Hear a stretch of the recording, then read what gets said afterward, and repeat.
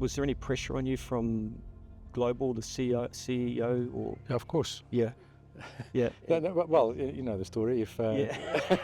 if you make budget, Yeah. the budget was too low. If you're under budget, you're in trouble. What about specifically about being a bit more laser focused on building out a plan with the whole team buying into it and building it, and the process itself? I mean, I was committed, and what the guys were saying made a lot of sense to me, but I was still a bit skeptical. Yep. But that's when I started getting invested, and then the stuff that was being taught and said, whatever, made sense. The health of any organisation is predicated on your pipeline. Mm-hmm. Having the science backed into that, having the accuracy in your forecast does a lot of things, but from your point of view, what's it done? Like, what's the upside of having that in your business? ARPU, our revenue per unit, it's gone up by 50%. Over what period of time? In the last year, right? In the last year? Yeah, it's freed up a lot of angst. But so that part of the business is like a well-oiled machine. I've clearly had a great experience with SalesStar. Paul O'Donoghue here. It's my privilege today to be at Cartrack with Johan de Wit. And so, Johan, do you want to introduce yourself? So, Johan, General Manager, part owner of Cartrack New Zealand, established Cartrack in New Zealand 9 years ago, fresh immigrant from South Africa. I was involved in Cartrack since its inception in South Africa at 2000. So I've been in this game for 25 years with Cartrack specifically, and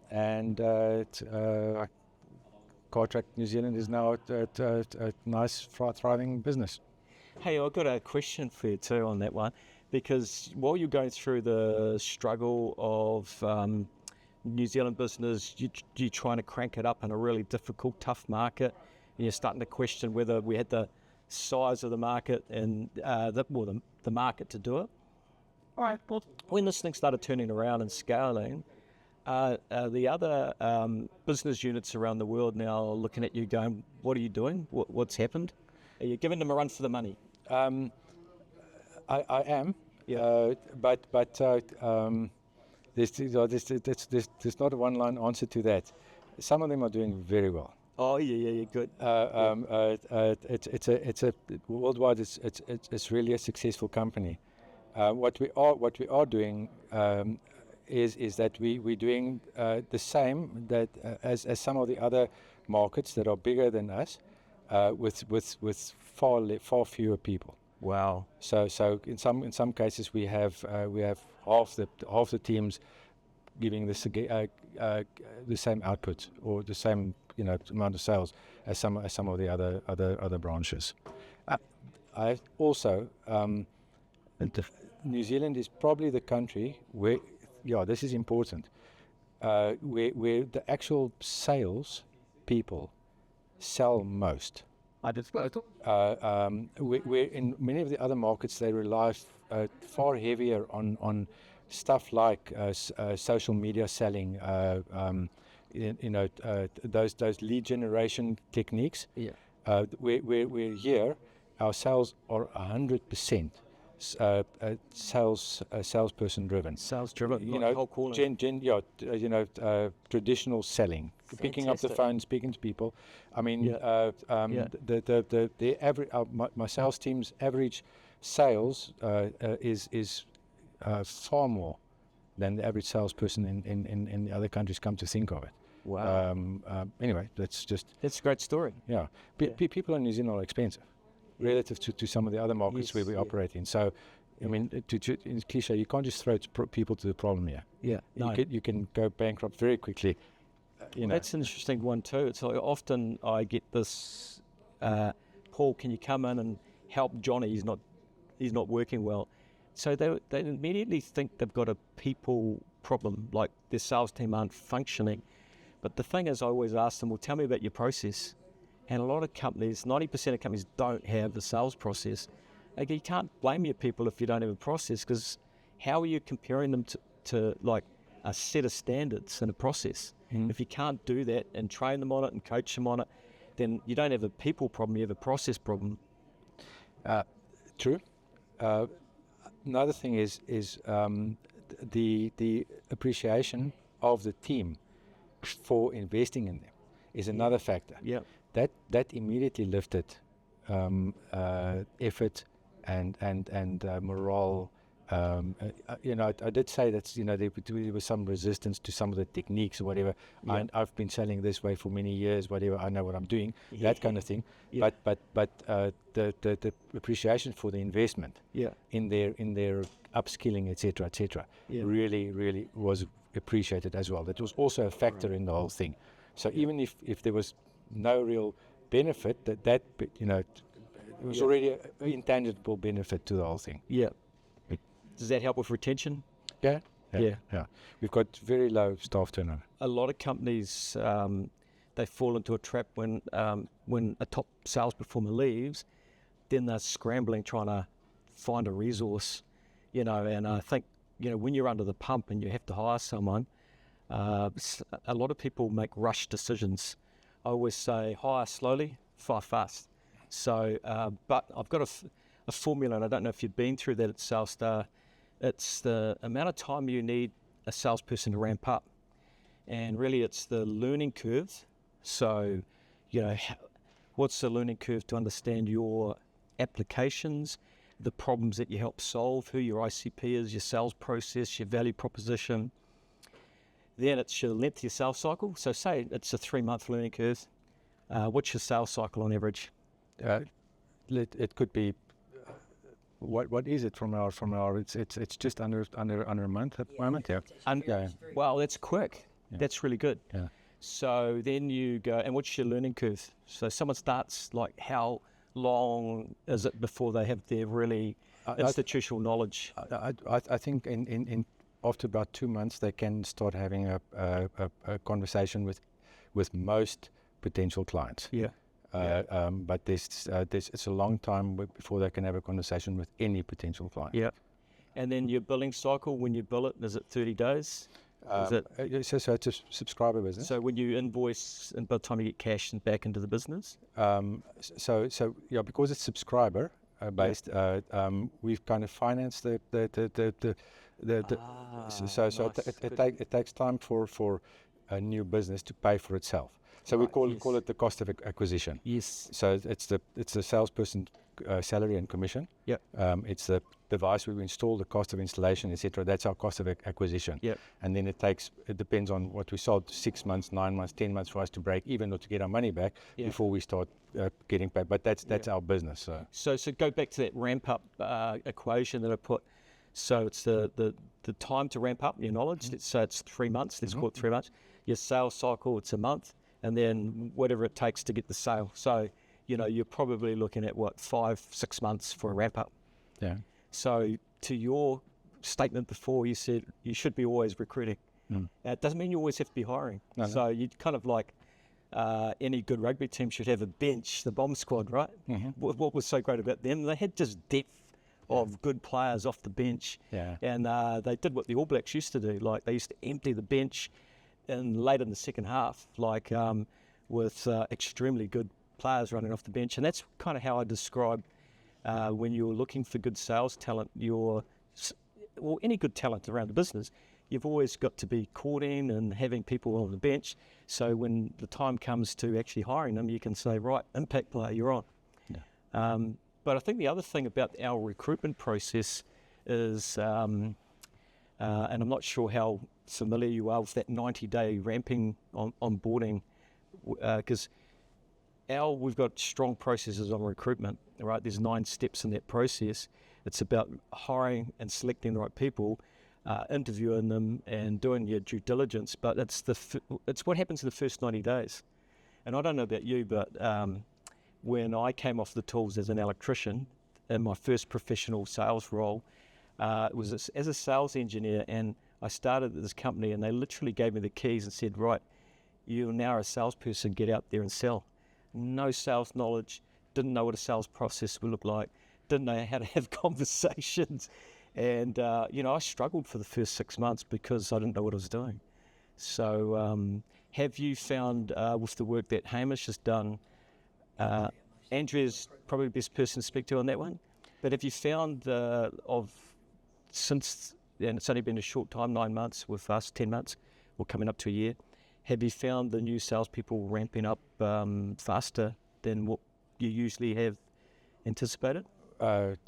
Definitely. Definitely. So I mean, the recruitment is a separate part of the conversation, a separate part of, and we only started using Salesforce for recruitment later on in the game. After about 6 months, we were spectacularly unsuccessful in recruiting for salespeople for about 7 or 8 years. Spectacular unsuccessful. So we were totally incapable of attracting good sales talent for a long time. Why do you think that is?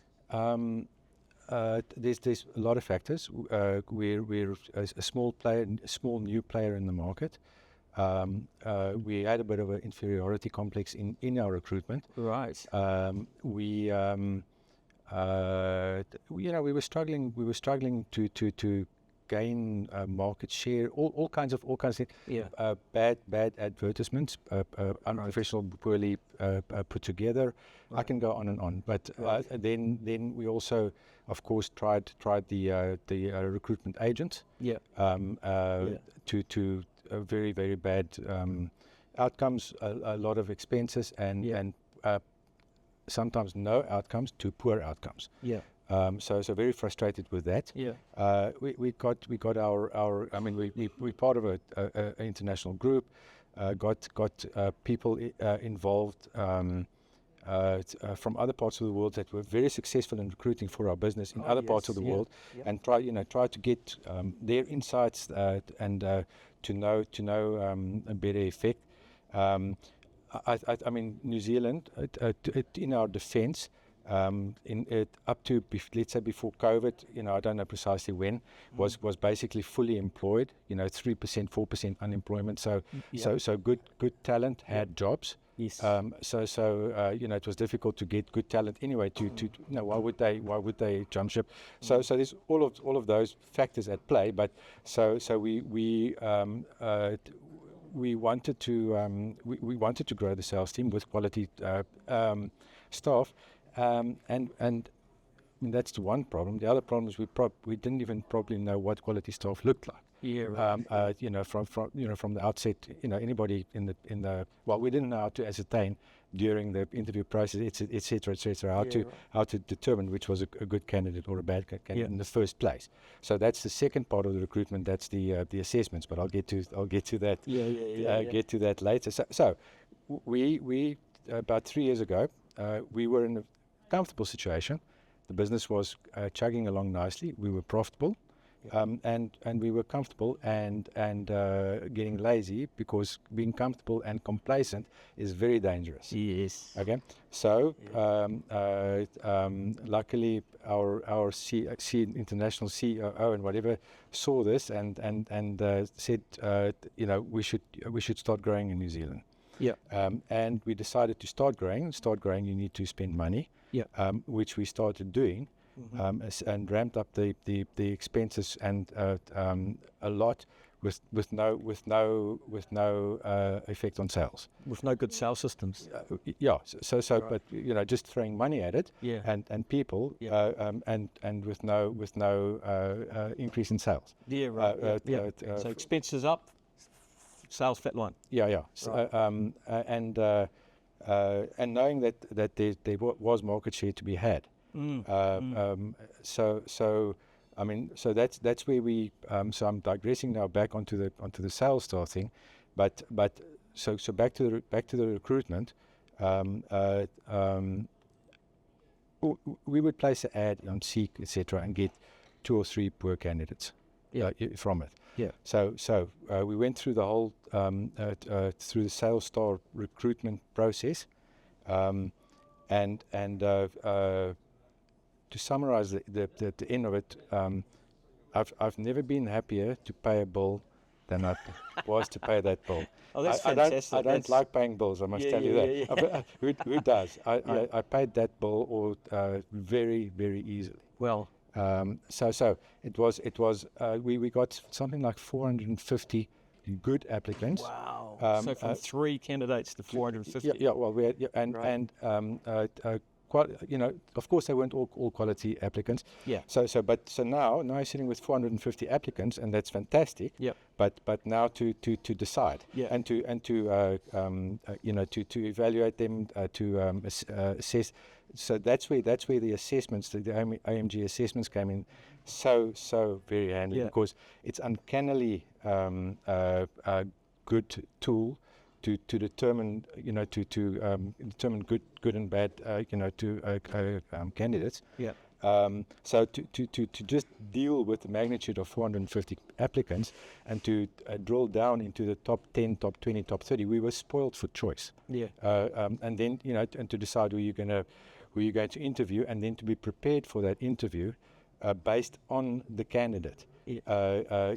Based on their characteristics, and with potential shortcomings, flaws, or things that should be addressed already highlighted before you go into the interview. I mean, it's just game changing. So even if you chuck the 400 applicants at us, without that, we would probably have also struggled. Yes. Trying to we definitely don't know how to deal with that amount of applicants, etc. Yeah. Communicating with the ones that are not successful, professionally, timelessly, so that you don't, burn the bridges, etc., etc., etc. It was really a very successful, and so we of course we employed some of those candidates. Yep. And definitely very happy with Very happy. Can't speak too loud, they might be listening. Roughly made 8 or so offers, and I think from that drive we got 3 or 4 people joining us. And how big was your team before they joined? So I think at that stage we were on 5 or 6, at that stage. Yep. But after all of that, in time we grew to about 12 people. Right. But with the sales top process now, and with the initial assessments that were done on our team, starting the sales training part of it, we did the assessments of our existing team, and then. Oh yes, so you evaluate your existing team. So you and the sales manager and Hamish, the awesome coach, knows what clay we're working with, and really how to tailor impactful coaching and training for every individual. Absolutely, but we also had a good idea of who shouldn't be on the team. Oh yes. Very probably shouldn't be on the team. And did that already did that sort of give you the evidence on what you're already thinking anyway, or not? Yes, to a large degree, but it just crystallized it. Yes. And it took away the lingering doubt. Yes. And that also gave me the it's not the confidence. I knew I wanted to grow the sales team anyway. Yeah. But I knew I definitely was going to have to fill positions. Yeah. So it's not it's not just that. But to yeah. Do you know what it is? It's like a lot of CEOs are in a similar situation over the last 20 years, and it's like they can't quite put the finger on it. And it's like, are they in the wrong seat in the bus? Or how do I improve or remove them for whatever reason? But I guess when you got some science and there's data based on this, it really helps with the decision-making process, right? Yeah, absolutely. Yeah. But again, it's not in isolation. Yeah. So it's not just the assessment. Yes, yeah, good. So because there's a process and a science behind it, you measure the output and it just confirms the assessment, right? Yes. And then you give somebody some tools, some help, and to try and get them to a point where they're adding value and contributing. So then you also, that helps you to feel okay about your decision, because you've it's not just you've tried and tried helping them in every way. Yeah. Good. So and it's getting another party's opinion Yes. outside independent, what's the word, opinion, because you might be totally wrong about the person. Yeah. You could have some biases, right? Absolutely, yeah. We had very few structures around the approach to our sales. Yeah. It was now it's actually quite an indictment of my management, that how we try to approach the selling. It's a science. The candidates that you hired through that process, where do they rank on your leaders board? Some of the incumbents with the training really started performing. Oh, that's great. Before I answer that, which makes it much easier when you get new candidates, especially if you get good new candidates. Yes. Because there's somebody that's doing it. You don't not just telling them, hey, it's possible. Yeah. Like, oh, we're doing it in other countries. Yeah. Okay. Yeah. There's somebody sitting right there that's doing it, and there's another one that's doing it that's killing it. Yeah. Right. So then you don't have to tell people it can be done. Yeah. The glass ceiling's already smashed, right? Yeah. Yeah. But yes, the new guys were like fish in the water. They just much quicker. Yeah. Got. Also learned that the whole product knowledge part of it became much less important. Yeah. Why is that? Because you don't need that to sell. No, you just have to ask what. And you've got to consult, and you've got to get the answers from the client. Yeah, that's right, and that's where a lot of technical companies get it wrong. Like, I've been a sales engineer and I've witnessed it for decades. It's we have to get an electrical engineer because only they would be able to sell.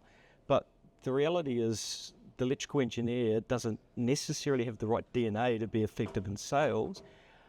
You might be better off finding someone who has the DNA in sales with the minimum technical requirements. And then what we teach is really what they need to know is understand the application and understand what the problems are they're solving. And then they're away, like who their target market is, obviously, and what problems they have, the applications, and then what the sales process is in the way. So you've got a core team of about 6, and then all of a sudden you've got 3 or 4 new people starting. What was the impact of this the new 4 starting through this process on the sales culture? Ruffled the feathers. Ruffled the feathers. Why? How? Because they got quick wins. Oh. And they put the pressure on the older guys immediately. Right. But I'm talking about very good candidates. That came in and started competing. So remember, we were all in a bit of a comfort zone. Yes. So that's the other thing that also helped us to get out of the comfort zone is the new guys, hungry guys, started doing stuff. We see it time and time again when even in our own organisation, you get a player in, and all of a sudden they just don't have those self-limiting beliefs. There's no glass ceiling.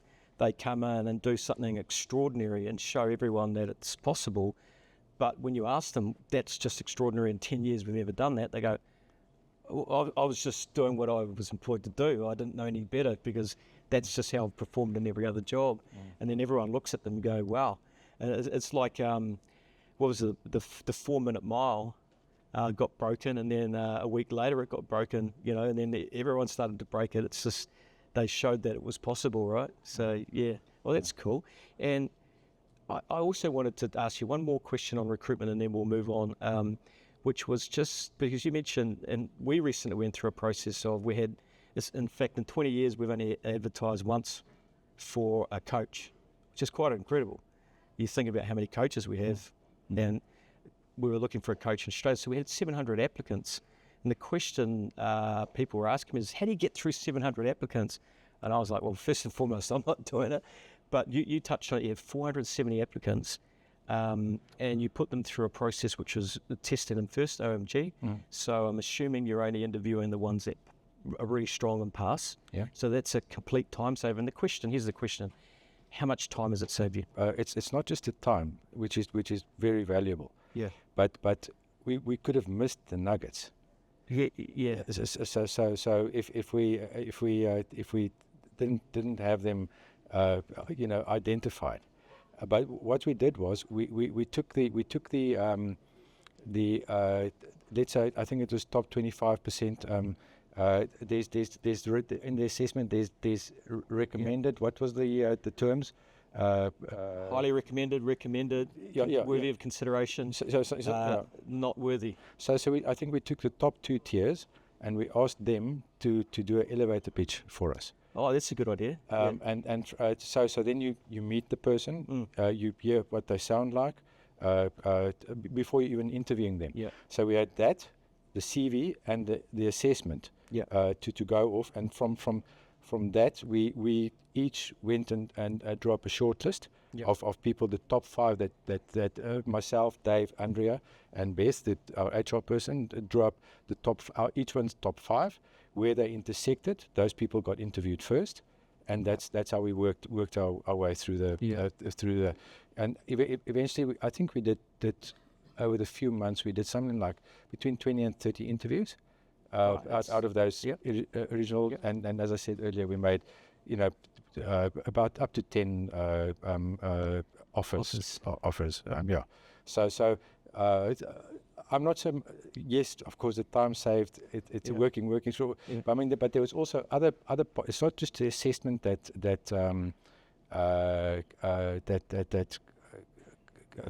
filtered the applicants. There were other parts of the process that also filtered the applicants. But as I said earlier, we could very well have missed some of the good ones if we didn't. I think a lot of people, if they're not trained and they don't have the science, they fall in love with what the candidate's saying in the interview. Yeah. Well, they sound really good. They look like us. They sound like us. I'll hire them, and then 3 months later they've not brought in the sale. It's like, I think we've all been victims of that, right? Yeah, no, absolutely. Yeah. And I personally have a problem with getting taken in by a person in an interview, etc. But that's, we fall in love with the candidate. It's a problem. Yeah. Hey, so I'm going to go right back to the beginning. Mm-hmm. So, how did you find out about SalesStar? A friend was sales manager at a business. Now I forget the name of Dean. Dean Shafter. Shafter, yeah. He's one of our favourites. I didn't forget his name. I've got his the company. The company's name. What was it? Anyway. Yeah. So it's a good old friend of mine, and he's always been talking about it. And I always listened with half a ear. And then when I started hitting the brick wall with increasing the spending and not getting the sales, he reminded me that it's kind of suggested SalesStar quite a few times to me. Right. And then I said, damn it, man, let's get him to contact me. And that's when Colin contacted me and we had a chat. So we owe Dean a beer or something. Yeah. I mean, Dean swears by you. And he has for a long time, and I think that the team, he's since left that business, but that I understand from him that team is still there and still doing good at that business. He's moved on to a general manager role at another business. Oh, good on him. That's great. So he's that's how I got. Yeah, he was part of our leadership and management group, and maybe got 1 or 2 companies, but he kind of was a client for 3 or 4 years, and he was one of those standout guys, good character, really decent dude. So, Oh, that's and so you mentioned your costs were going up, sales were sort of flat. Was there any pressure on you from global, the CEO or? Yeah, of course. Yeah. Yeah. No, well, you know the story. If if you make budget, the budget was too low. If you under budget, you're in trouble. No. I mean, there's a special relationship between us. It wasn't. It's more. I felt my own pressure. You put self-imposed. Yeah. Well, firstly, I'm an entrepreneur. I don't want to be spending money and not getting a return for it. Yeah. You know, so I was under enough pressure of myself. Yeah. To turn that around. Yeah. But I think myself and Dave realized together that we needed help. Yeah. You know, to turn it around and improve. And that's an interesting statement in itself. Like, I know so many entrepreneurs, me being obviously connected to an entrepreneur organisation for many years, and a lot of the time we almost think we need to figure this thing out for ourselves, don't we? So it's okay to get help and reach out, because we don't have to have all the answers. We just have to know who to ask. Absolutely, and my experience with SalesStar has convinced me to in other areas to also start asking. Accounting, IT, tax advice. Yeah. Don't try and wing stuff yourself, and then try and figure it out yourself. It's okay not to know. I mean, it's okay not to know. Also the humility. I mean, sales. You stupidly, people say he's a born salesman. Okay, I think that's rubbish. Now. It's like everything else. It's a skill. It's a science. It's something you can practice. If you hate it, of course you're not going to. Nobody's going to get you to be. Well, they'll get you to be better, but they won't get you to be brilliant, because if you hate doing it. But like everything else, there's skills to it, and there's things that you can practice in and apply that will make you better. And so that all sort of, is a born salesman is dangerous, because then you think, okay, right, so this guy's in the interview, he looks like a born salesman, I can just leave him, he's going to sell. Well, that's an interesting statement, because this gets raised all the time. It's like different personalities make better salesperson. I go, no, and are salespeople born, or are they, are they made? It's definitely, sales is about a process and a system, and if you follow a process, you can learn it, you can train it, but then whether you have the appetite to go and apply it is a different thing. So it goes back to the will to sell. You've got to have that as a base. But I've seen literally, because I think the misconception out there is that people who talk a lot, the eyes, look at me, the peacocks, they go, oh, he's a natural born seller, but not really. They're too busy talking, they're not listening. And certainly if they're selling to a technical person, like a C in a disc profile, they're looking at him going, we actually don't want any of that, So they'll never sell to those people. And then it's different, was it horses for courses for horses?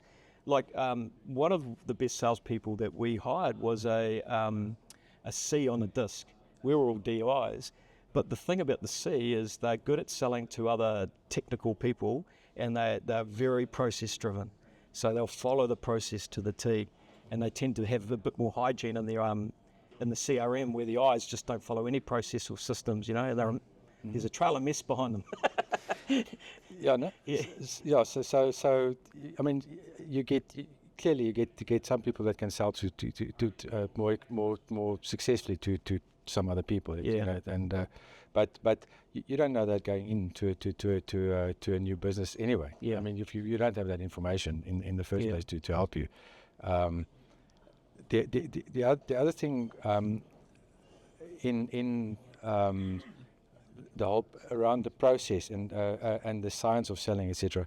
I mean, you've always heard about the sausage machine and more in, more out, all of those things.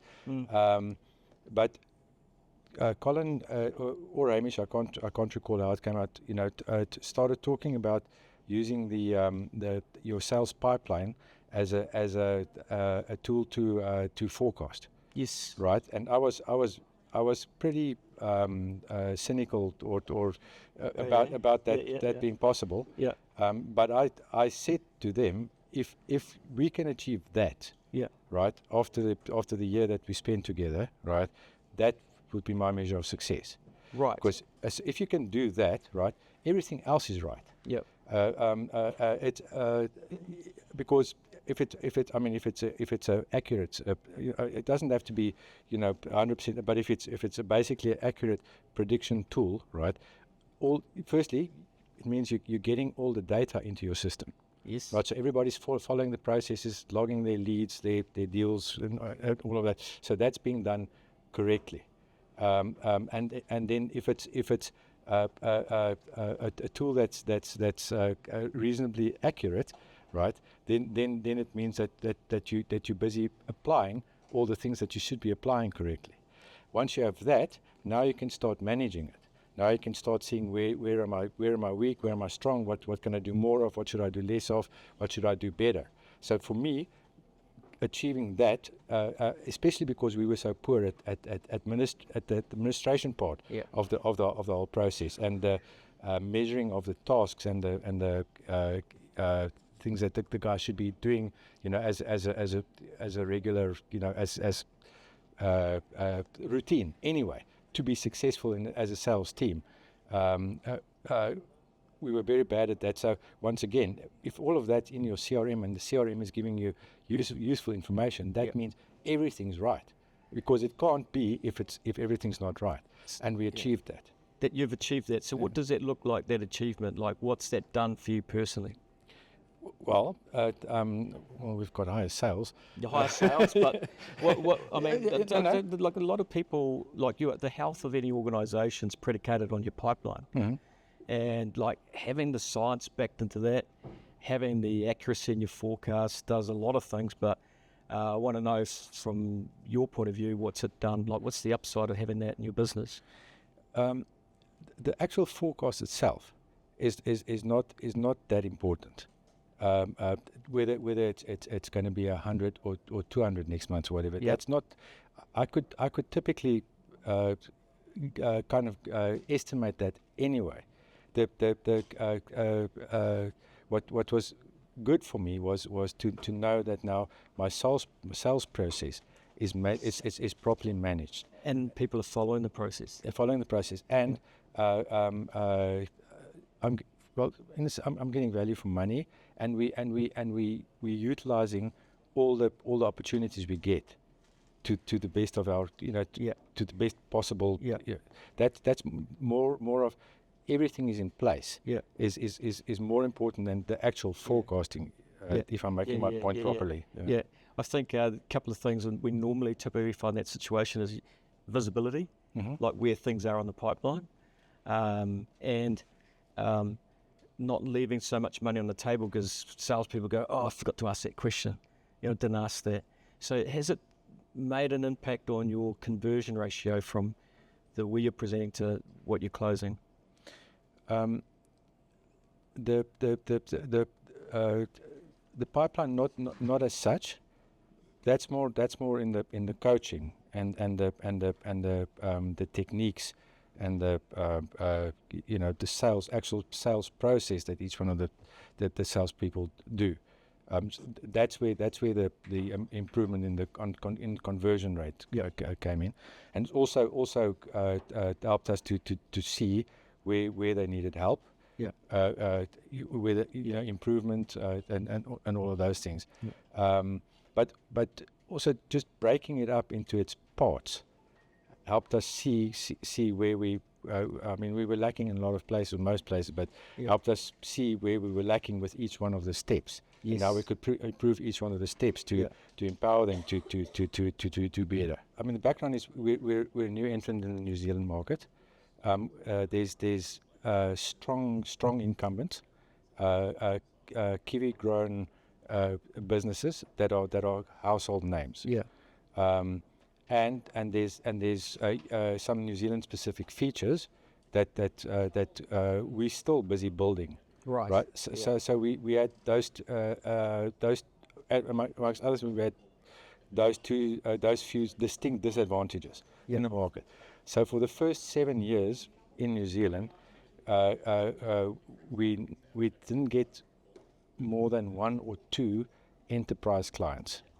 So we were slowly but surely winning the small SMEs, the 5 vehicle, the 10 vehicle clients. We were doing very well there, but we once again spectacularly unsuccessful with any of the larger clients. And how many in the fleet of larger clients? Let's say 50 and above, 100, 50, 100, and then higher than that. At the moment, we're landing 2 or 3 of those a month. Poof. So our ARPU, our revenue per unit, has gone, and I don't want to kind of give that figures, but it's gone up by 50%.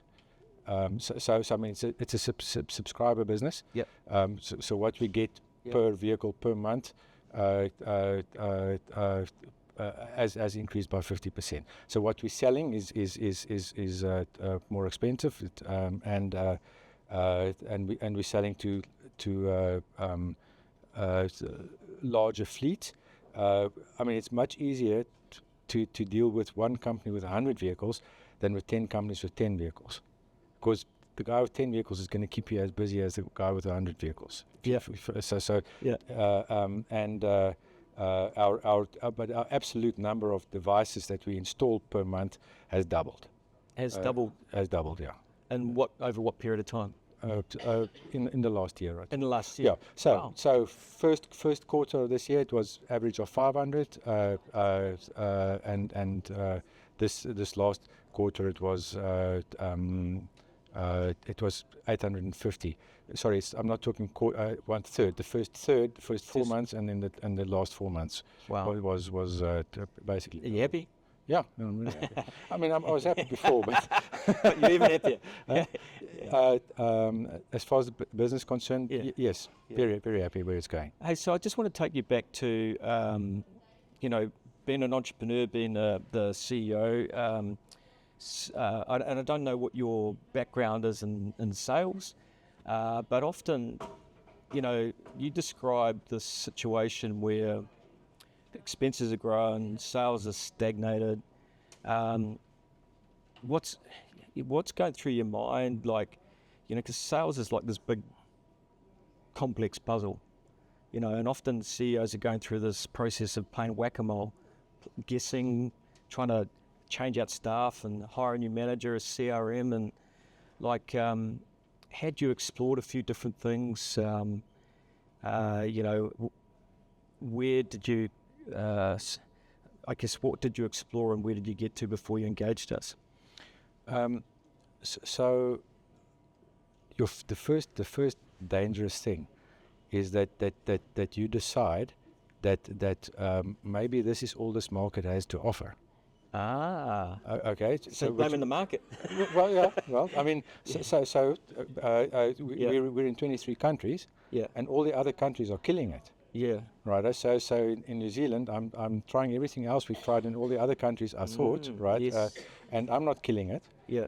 So then and I can bring a lot of good arguments as to why New Zealand market could be different. I mean, it's a small market. Yeah. It's only got 5 million people compared to to all the other places. Yep. You could also say to yourself, listen, the business environment at the moment is poor. It is really bad at the moment. It's New Zealand economy is not doing well at the moment. So there's another very good excuse that you can throw into the mix. I tried social media advertising, optimizing search engine with paying for leads. I'm trying to think of all the things we paying for leads that salespeople weren't converting. No, yeah. That is what. Yeah. Of course, additional salespeople. We did. I can't think of all the examples right now, but I promise we never left. We didn't leave any stones unturned. Yeah. We tried a lot of things. Radio advertising, print advertising. Right. It's not as though we weren't trying. So when you there's no lack of trying, but when you're still not getting the uplift, like, what's the feeling? How are you feeling about that? Yeah, I mean, once again, it's not as though the business was floundering. Yeah. I'll tell you what. So as I explained, we were doing well. Yeah. And when we started to ramp up, and it didn't have the results. We were getting to the point where I should become worried. Right. When we had this intervention, or when we tried it. So had I not, and we were on the same trajectory, kept on the same trajectory, then yes, I would have been a very worried person. Now I would have probably ramped down again and gone back to the to the comfort zone. But luckily, luckily we didn't, end up there. Oh, congratulations on not doing that in this scale. But I just want to sort of connect to where you were and when you engaged in with Colin and Hamish, and you saw that strategic sales system for the first time, and you started to go through the process. How did you feel about that? Well, I think what initially the first thing that grabbed my attention was the AMG assessment, and when we did the assessments for our existing staff, and I saw the takeaways from that, and the insights from that, and the crystal clear, it was actually right there in front of you. But anyway, so and then I started getting really invested into it, and I mean, I was committed, and what the guys were saying made a lot of sense to me, but I was still a bit skeptical. But that's when I started getting invested in it, and then basically the stuff that was being taught and said, whatever made sense. I'm not naive enough to think that that it's going to change things overnight, and you're immediately going to see difference, and you're always going to have pushback from people. People hate change. All of that. But I hope that kind of describes the process or my thinking in it. So this is probably the science and the data to make intelligent decisions, if I sum it up. Then you did the strategic foundation workshop. How did you find that process in 2 days? Or how would you sum it up? Well, it gave me a lot of things to think about. A lot of unanswered. I saw that I had a lot of unanswered questions.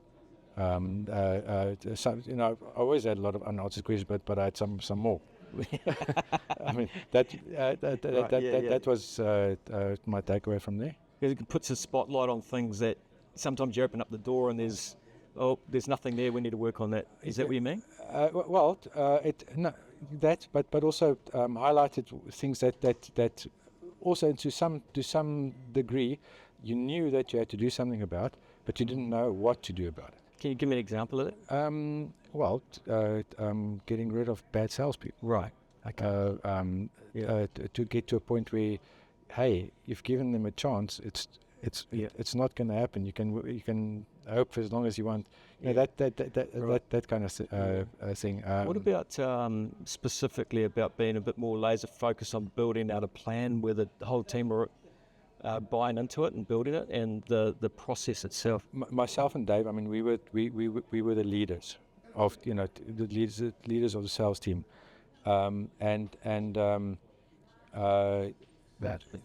it's also the classic situation where you've got the best salesperson, and Dave's been with me now here for 9 years, since day one. So he was a salesperson, then went into become a manager. Yeah. Got it. So a person that has no idea on how to manage a sales team.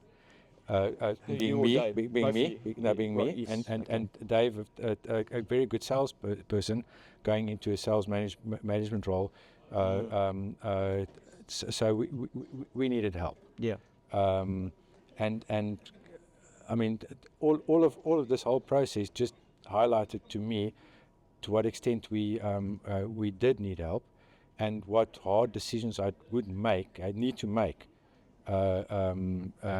To get us there, but to needed the information and the insight to make the right decision. Dave was apprehensive about the sales talk process, and so I spoke to Dean, my mate, who recommended it. got a phone call from Colin. Had a long telephone conversation with him, and then we had a long meeting at Salestar's offices. And then I confided in Dave, or kind of brought him on board with what I wanted to do from very early on. So Dave was pretty apprehensive about the the process. Probably spotlight on him, pressure on him, but I mean we definitely did it as in partnership. It was a joint thing, and he committed to give it his his best shot, which he did, and I think apart from the fact that the increased sales, the success of it all, it's really helped him also to feel more comfortable in his role, more confidence in the decisions, knowing that doing the hard thing is the right thing, and then doing the hard thing because it's the right thing.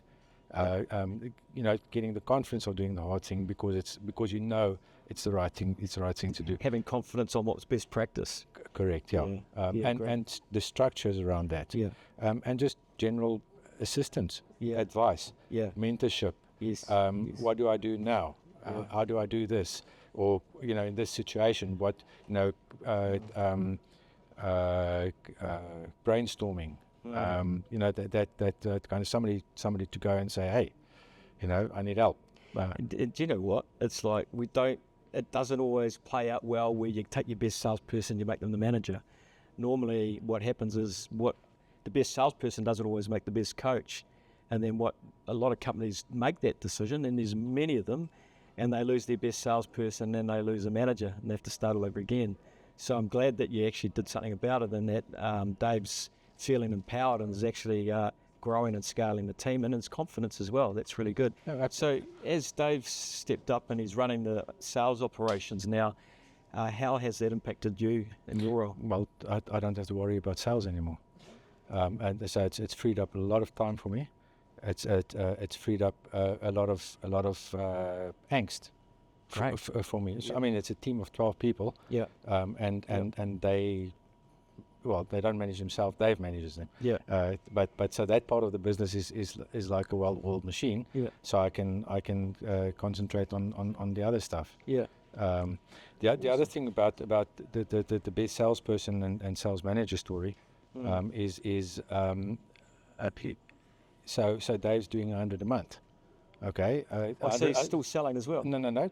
So where we are, when all of this starts. Right. So Dave's doing 100 a month. Yeah. Okay. We're doing 400 a month as a business. Yeah. So now I'm making Dave sales manager, and he's going to only manage sales and coach salespeople. Yeah. Where the hell am I going to get that 100 from? Yeah. So to making that switch where investing in him managing the team properly is much more powerful than him selling. Is something that I had to overcome. Apprehension that I had to overcome. Yeah, totally get that. Yeah. Losing your best person and making a gamble on turning them into a fantastic sales manager. Yeah. That takes a lot of bravery. Well, Carl. Yeah. Hey, so maybe if you were like maybe someone in a similar position is watching this video, and knowing what you've been through from in your journey with SalesStar, what would you recommend? Well, I clearly had a great experience with SalesStar, so I would recommend that they contact SalesStar and have a chat. I really valued Colin and Hamish's inputs into the business more than just the sales coaching and the SalesStar program. Yeah. Really got invested here about, I'm not trying to find the right words, but more over and above. great. Definitely. Yeah. One thing I also the in-person. I really enjoyed the in-person interactions. For them. Kudos to Hamish coming all the way from Kurri-Murray. Yeah, no. So that that's up. good. I mean, and over the time there were 3 or 4 times that we and I won't be able to give you the examples now, where we had related decisions that we wanted to make. Right. Where we called them in for advice and Right. and they contributed to the decision making. We could bounce stuff off them. I mean, the whole recruitment thing was. I mean, we didn't engage Salestar initially to do recruitment. It was just going to be the training. So that was one instance where I explained to them, listen, we're just not doing well here. Anyway, when they brought in the whole recruitment side of it, that I'm very glad they did. Johan, it's been an absolute pleasure. I really appreciate your time. Paul? It's a great story. And I wish you more success in the future. That's fantastic. Well done to you. Well, thank Yeah. you. Thanks, Paul. Thanks for his input from Salestar.